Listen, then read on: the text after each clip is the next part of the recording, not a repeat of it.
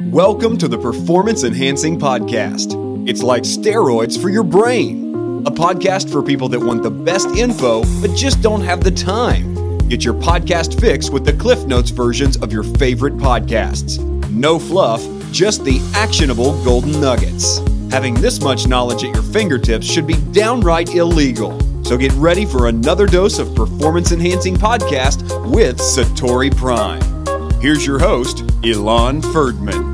Hello, everyone. Welcome to another Performance Enhancing Podcast with your host, Ilan Ferdman. So we're going to dive today into part 2 of our nootropic series.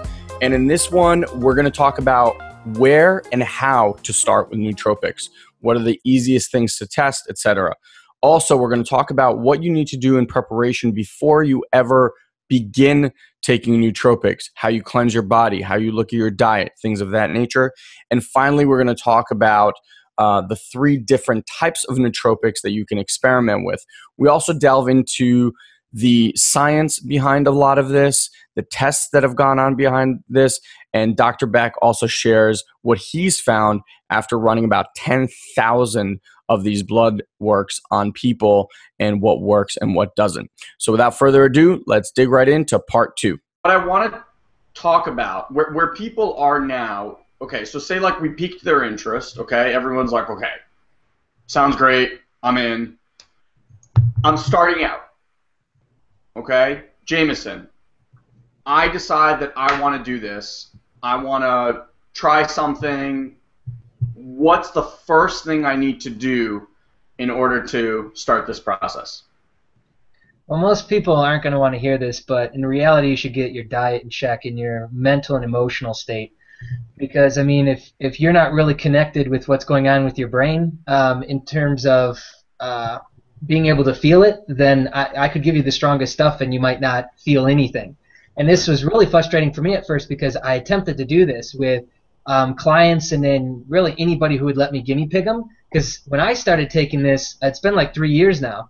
And so I've done racetam strictly for like 2 years. But when I started with like Alpha Brain. Celtep wasn't around then. If I started brand new, just to answer the question directly, I would start with Celtep. But and MagTech together, which they're both made by naturalstacks.com. But okay. You got to kind of have yourself in order first because, you know, the common thing that you see happen, especially with smart drugs and nootropics, is that people are like, well, I didn't feel anything.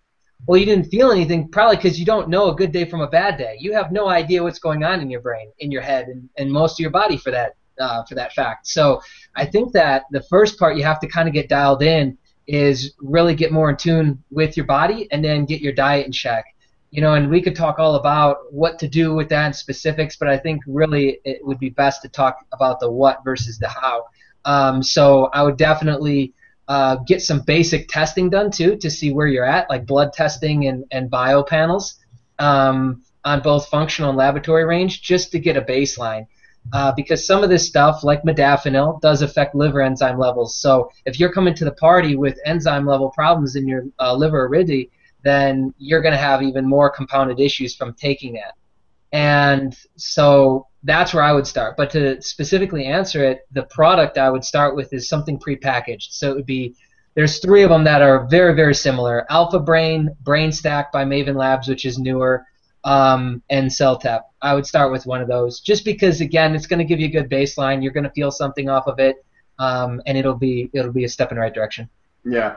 I just will say that to those, I started with Celtep the first time, and the first 2 days I felt amazing. I was like, holy bananas, what did I just put in my body? And after that, honestly, I didn't feel a thing.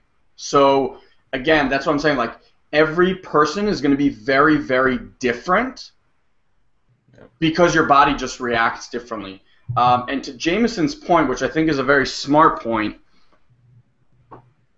between bulletproof coffee and taking nootropics, one of the things I noticed is how much more attuned you are with your body, with your mind.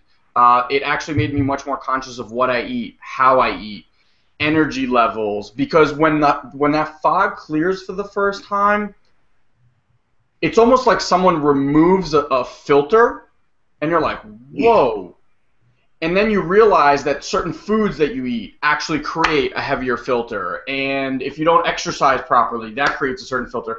And so for me, I actually became much more aware through the process. So like what Jameson's talking about, you have to actually be in tune to what your body is doing in order to actually track these things. But aside from that, like once they get past that point, and we have a few of those things, Doctor, is there anything that you recommend for people to start with that's different than those three? Well, Jameson nailed it. I mean, that's the school I come from. I know in my method called the Balanced Protocol, I came up with a framework to walk people through that actual process. I call it, it's basically my Fibonacci sequence, or the golden spiral. So it's a 2-3-5-8 method. So you ask two questions: what do I have to add? But you also have to think, what do I have to take away? If you're doing energy drinks and things that have lots of taurine in them, or you have a deficiency in magnesium, or you're not moving your bowels regularly, or if you're on other medications, there's a lot more things you have to think about taking away versus just adding. Then doing things in the right order, it's laying a very positive foundation. If you're ever going to remodel your house, you definitely don't want to start tearing out the walls and realize, crap, I don't have a dumpster in the front yard. You got to know where this stuff is going to dump to, because the body is a very powerful recycling mechanism. It's all about efficiency, and there's nothing you can do to keep it from going back to homeostasis. It's going to struggle for that at the cost of performance night and day. So nourishing the body, really important. Then balance out your neurotransmitters and things, and then start, detoxification will really help your pathways. And then, being aware of some of the things that are in your environment that are really going to, neutralize these kind of things. I don't think of things in the way of chemical molecules. I think along the lines of electrons, protons, and neutrons. When it all boils down to everything, it really comes to that universal energy. In other words, how things respond based upon covalent fields and resonance and fun stuff like that. So don't be afraid to try these things, but what I don't want to do is have people lose the love for them by going, oh, that was a bunch of bull crap because it didn't work for me, or it started out great and then, oh, I got a bad batch. Like CellTep, I mean, good product, but it doesn't use the proper form of B6. It's not a phosphated form of B6. So you can take a paradoxine hydrochloride like that, but in order to convert it to the pathways that support those, you have to have adequate magnesium. Magnesium is the cofactor that makes B6P5P. So without getting too techy, you can actually induce nutrient deficiencies by inferior molecules that are unto themselves nootropic. Does that make sense? So my point is you have to think about what's going on for you. So again, what Jameson said about getting a baseline of where you're at. Of course, I do the testing, and I've literally done tens of thousands of them. And the profiles I use are organic acid based. We have urinary metabolites that tell us exactly where the blockage is, where the breakdown when it comes to is it dopamine, is it norepi, is it B6, is it choline, is it B12. There is basically a forensic marker that we can identify specifically to you how it's manifesting. So baseline tests of that, if you really want to do it, and then get a starting point. It's just like in medicine, we chart things, we get a full intake, we take action, then we monitor and we track. If you're not doing that, that's the nuclear bomb. If it gets measured, it gets managed. What's that? So I just said if it gets measured, it gets managed. That's You it. gotta have a starting Right. point, a baseline number. You can throw all kinds of fun stuff into the works and blow up and get your bunnies. You'll get the reaction, but sometimes the force isn't going to look too good after, right? There is an impact for things that have a positive impact. They have a potential for negative impact, right? Too much of anything, including, your loved one giving you a massage. After a while of rubbing you, honey, you're like, okay, that's enough. Your skin turns up. I mean, your bodies can take too much. So it is good to kind of start and sequentially add and subtract things in your life, and also these different nootropic compounds, which I think is a good segue into stacks and different combinations. Before we jump into that, Larry, do you want to say something? Yeah. So to take it even further beyond diet, I think lifestyle is incredibly important too, because if you're not sleeping well, then everything else is pointless. Yeah, it doesn't matter. That's Really going back to basics. There's stuff that steal cognition, steal health, and then there's things that reinforce health and reinforce cognition. Before we even get into the molecules that will help your brain, you want to put in the nutrients to support your body for better thinking, for better it's a holistic approach. So you can't just be like, I wanna light up my brain. Fuck the rest of my body. Right. Right? Functional medicine for the win, baby. That's our dogma, you know. Yeah, and I love Dr. Beck's approach because it brings it back scientific, right? So it's getting back to the science of our biology, and then beyond that, it's like, what's your lifestyle look like? If you're stressed out all day, yeah, the nootropics will help you, but not for that long, because you're going to end up in the grave because stress is going to get you. That's it. If you're sucking Red Bulls, smoking cigarettes, you know, doing meth and staying out all night, and then getting up early, you know, with not enough sleep because, you know, you have to get your workout in, nootropics are not for you. Yeah. So real quick, doctor, you're in Florida, but you have your own clients. But if people were to go and get blood work done, what are the, you know, if they go to a lab or their own doctor, what are the tests that they need to ask for to get that baseline?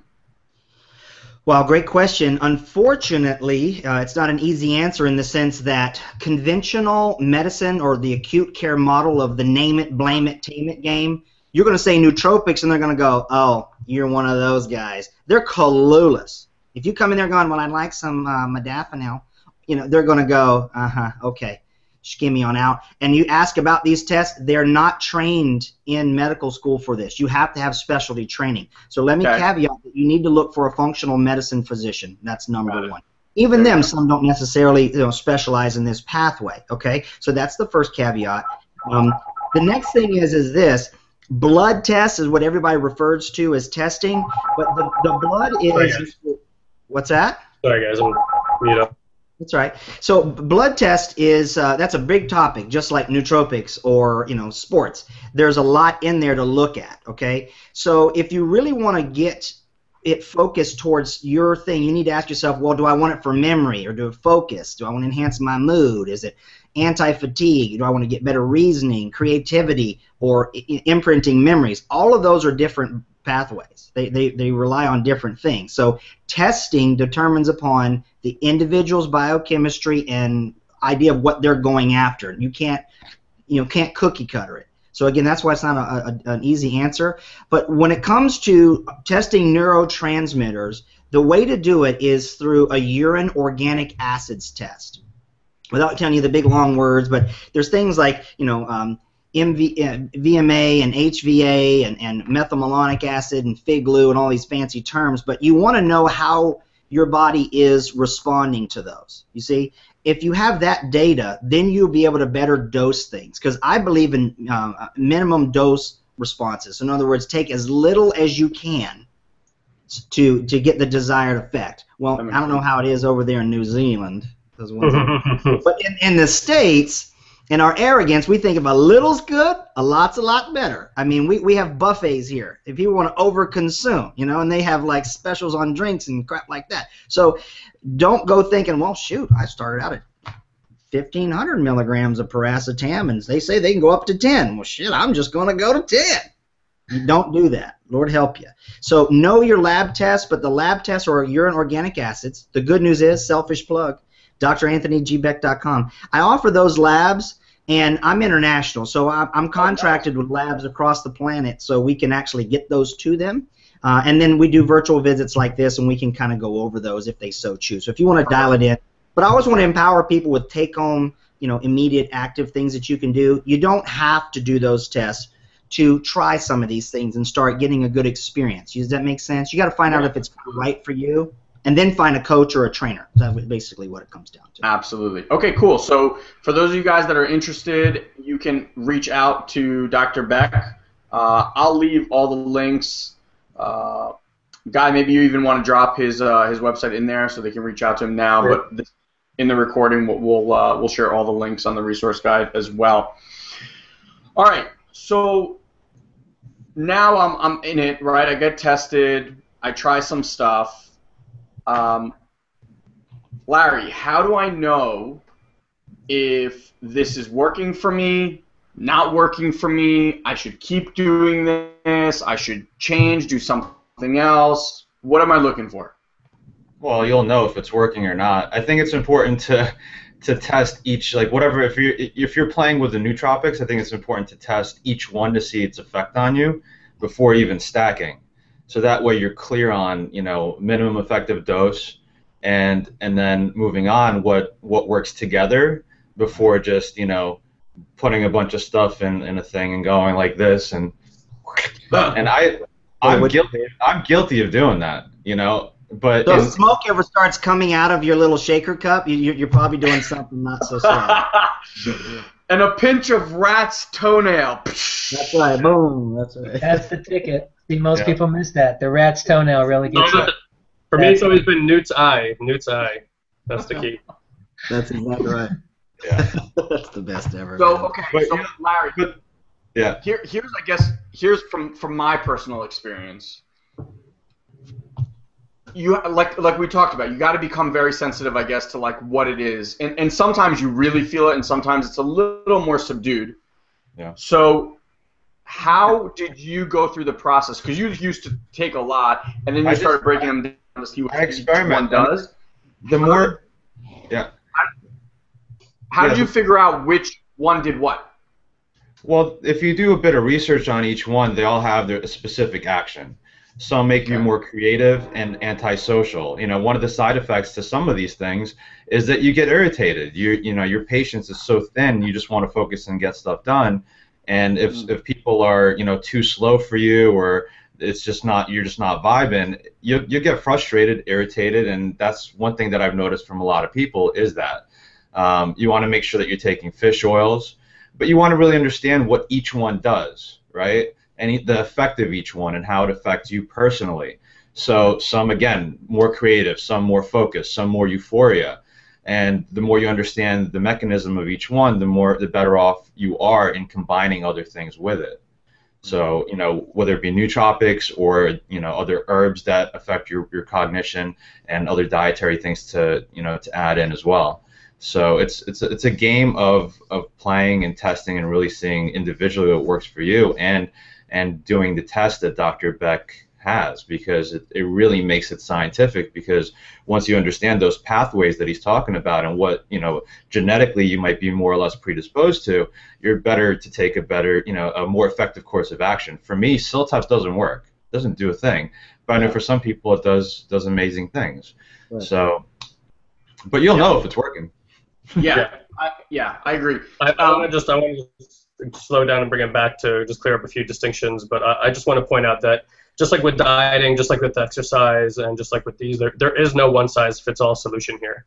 And that's what, you know, oftentimes we get hawked that everybody go do this, and that's what we call a fad diet or fad whatever, fad exercise. It just doesn't work for everybody, because it just won't work for everybody, and that's why we really want to hit the point here that it's really up to you to experiment, but also know that there's a safety with this. This is not something you're going to take and your heart's going to explode, or is going to, you know, lead you to having a heart attack, or that your friends and family should be concerned about because you're, you know, suddenly taking up a lot of white substance into your mouth, something like that. So just know that it's just, we're telling you that there's a lot of different options out there with varying degrees of results. Some of them you might take it and be like, wow, I feel like, woohoo! Like I can, you know, I'm ready to ride the Ferris wheel all day. And there's other ones where you're not going to feel a thing, and you're going to be like, well, this doesn't work at all, and then you're going to want to push it away. So just realize there's a split testing. A few things that have come up here a few times is legality issues, whether it's legal in all places. Some people are saying it can only be taken by prescription in the United Kingdom.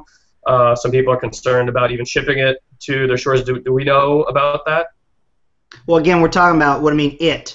See, that's the one thing I want to keep grounding us back to, and I understand the confusion. Their nootropics is an umbrella category. So certain things would be yes, other things would not be. I'm sitting there drinking my favorite nootropic, which is Elixis peregrinosus, better known as yerba mate, and it's a fantastic nootropic. But when you're talking about the racetams, you just have to check your, with your local, legal things and see what that's going on. In the United States, they're safe harbored under DASHA Act, or dietary supplements. So it's one of those kind of things that they are available in the United States. Other countries, I'm not sure. I know Australia is a real pain in the rumpski to get things into. For anything now. They want to just do 100% tax on everything. Oh, it's unbelievable, man. Crazy. But similar like here in New York, just off that topic, but it's like blood tests out of New York, I have to have patients go across to New Jersey, draw the blood, and send it in for me. So it's a different thing. Yeah, it's crazy. It's just, But so just check. But for the most part, a lot of things that you can get a hold of when it comes to caffeine and L-theanine and different things like GABA and botanicals, essential oils, and things like that are nootropics, you full access to. Shouldn't be a problem, but just check, So, Doctor, while you're on that topic, and Jameson, I want to get your opinion on this also, so maybe you guys go back and forth. But my next question is, let's kind of break down what the different types of, because the words that I know are nootropics, smart drugs, cognitive enhancers, brain drugs. I mean, there's like a lot of different ways that people describe this, but sure. Give us what types there are. Because you just rattled off like 6 different ones, and they come from 6 completely different conventions and worlds. But give people an idea of what is available to them. Yeah, I think Jameson would be great for that. I mean, I'm sure it's covered in his book, Yeah, it is. And then I actually cover almost 30 different nootropics that I've tried up to date. But there's so nootropics, like I mentioned earlier, is like an all-encompassing term. So there's racetams, which is anything that basically has the word racetam in it. So paracetam, aniracetam, oxiracetam, etc. Well, let me write that down. And then there's some that they include in the racetam family because they're derived from racetams, but they don't have the word racetam in the word, or in the name of it. So that's one grouping. And then nootropics itself, most people will reference that and smart drugs for things like modafinil and Adderall because they don't know what else to call those. Those are really pharmaceuticals. Right. And then nutraceuticals would be like your Alpha Brain and things like that because all those are like Alpha Brain is 9 ingredients. All 9 ingredients have been researched for a long time and they're considered safe and they have small doses, so it allows just about anybody at any kind of cognition level to start taking them. Brain Stack is the same way. CellTep is very similar as well. So those would actually fall into the nutraceutical category, which is where like you would find huperzine, vinpoceptin, and other things like that ginkgo that actually just are more derived from like a plant or natural source, food source, than from a lab. Racetams were created in a lab, all of them. And like Larry mentioned, they started back in the 60s. I actually think it was sooner. I think it was the 50s, but I'm not sure. Because there's 2 dates. There's 64 and 72 for paracetam. So it doesn't really matter. Who cares? The point is that racetams are lab created. Pharmaceuticals are lab created. Nutraceuticals really aren't. They're more, even though they might be combined in a lab, they're actually like stuff found in the ground from plants and food. Right. So I hope, does that help? Does that kind of distinguish? Absolutely. So the tea that you're drinking would be a nutraceutical, correct? Yeah, you could call it that. I classify it as a botanical, but that's just because I'm, old school, naturopath. That is old school, dude. Nobody references. Hey, I'm 42, man. What's up? What's going on? But botanicals are something completely different, guys. That's right. I do not. There is no flame going to this apparati right here.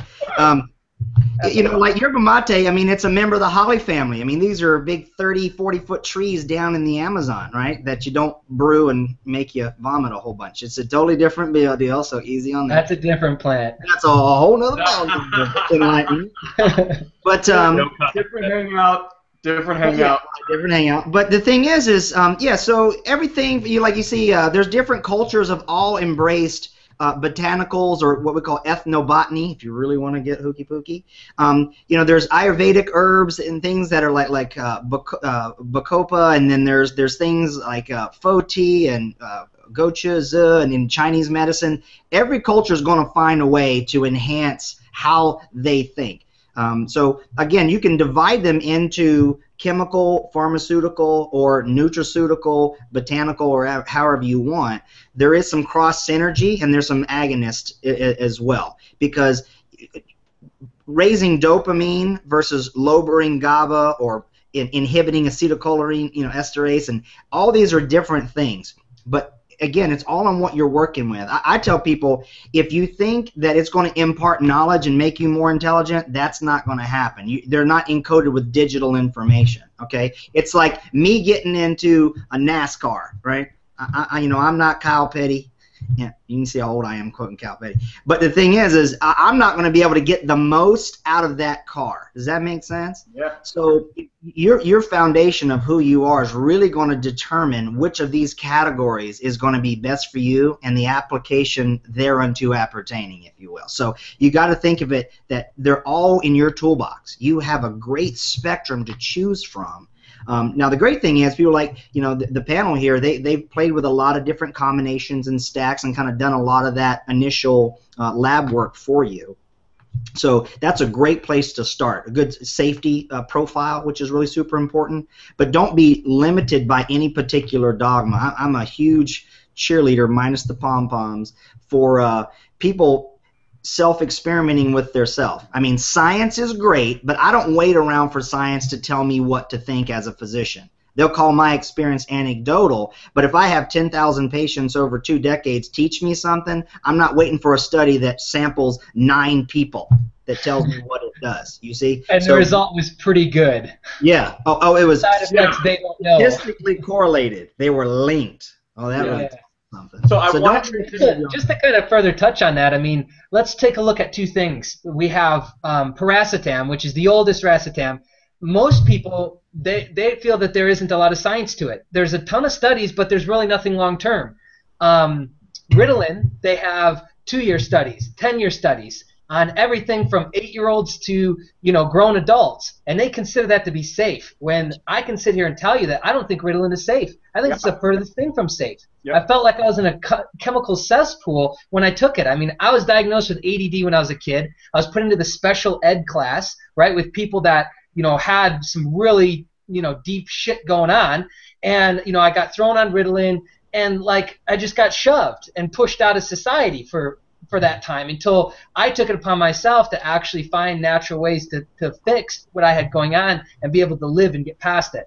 My point is that if we follow science strictly and just say, oh, I'm going to follow it by the book, well, then we would have some retarded ideals. We would think that Ritalin is perfectly safe. We would think that racetams are not safe because of the lack of long-term studying on it.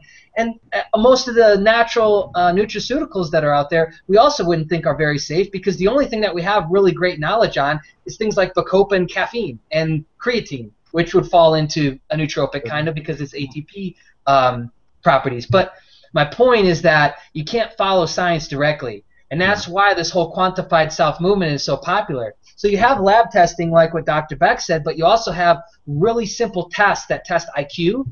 They test your memory, your reaction speed. And so that's how you can also tell, are these things actually working? I start taking paracetam. I have my baseline numbers. I start testing and tracking with just taking this. Are my memory, reaction time, you know, IQ tests better or worse? If they're better, we can assume that it's this that's providing that result. If they're worse, we can assume that something else is going on. So just simple tests like that will really allow you to distinguish for yourself, is this something I should continue taking or not? The good thing is, especially with racetams, is that they're cheap. In my eyes, they're cheap. For what you get, they're like cents. Yeah. It comes back to the science of you, right? It comes back to the science of you and quantifying what works specifically for you. And I think the danger of what's going on out there is that there's a lot of noise because it's a money-making mechanism that we live in, right? So a lot of the studies and a lot of the stuff that's out there, the information that we get is to get you to move into the direction of taking money out of your wallet and giving it up. So it's really important. Welcome to the Performance Enhancing Podcast. It's like steroids for your brain. A podcast for people that want the best info, but just don't have the time. Get your podcast fix with the Cliff Notes versions of your favorite podcasts. No fluff, just the actionable golden nuggets. Having this much knowledge at your fingertips should be downright illegal. So get ready for another dose of Performance Enhancing Podcast with Satori Prime. Here's your host, Ilan Ferdman. Hello, everyone. Welcome to another Performance Enhancing Podcast with your host, Ilan Ferdman. So we're going to dive today into part 2 of our nootropic series. And in this one, we're going to talk about where and how to start with nootropics. What are the easiest things to test, etc. Also, we're going to talk about what you need to do in preparation before you ever begin taking nootropics, how you cleanse your body, how you look at your diet, things of that nature. And finally, we're going to talk about the 3 different types of nootropics that you can experiment with.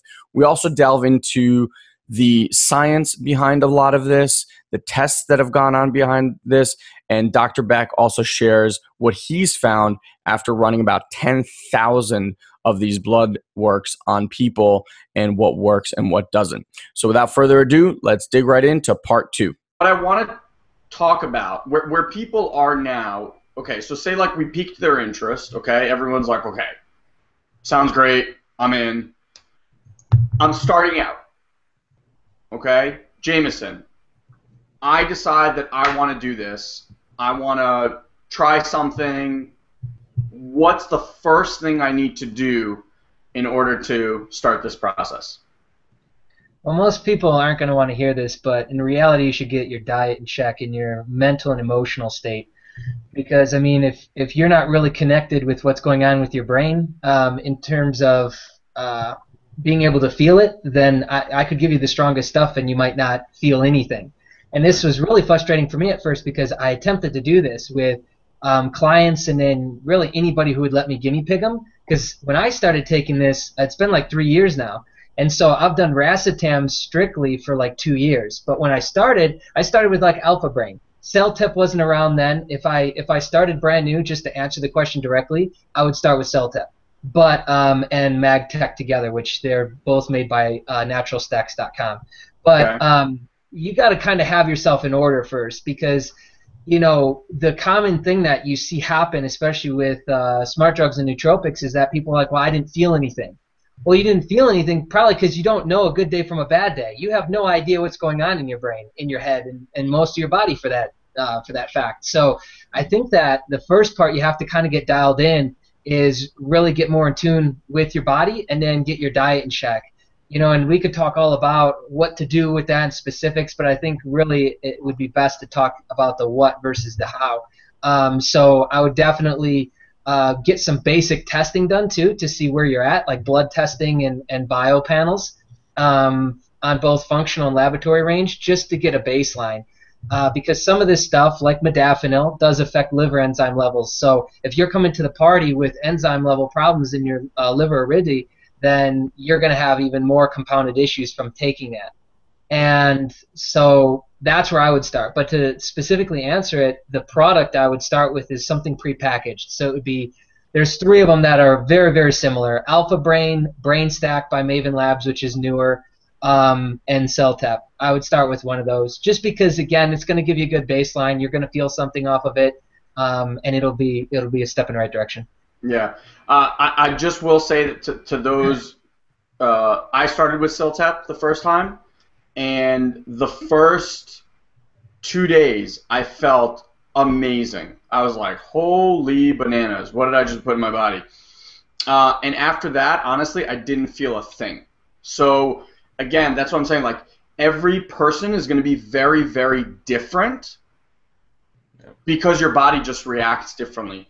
And to Jameson's point, which I think is a very smart point, between Bulletproof Coffee and taking nootropics, one of the things I noticed is how much more attuned you are with your body, with your mind. It actually made me much more conscious of what I eat, how I eat, energy levels, because when that fog clears for the first time, it's almost like someone removes a filter, and you're like, whoa. And then you realize that certain foods that you eat actually create a heavier filter, and if you don't exercise properly, that creates a certain filter.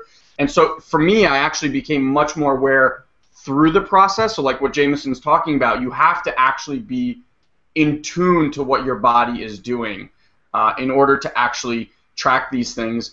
But aside from that, like once they get past that point, and we have a few of those things, Doctor, is there anything that you recommend for people to start with that's different than those 3?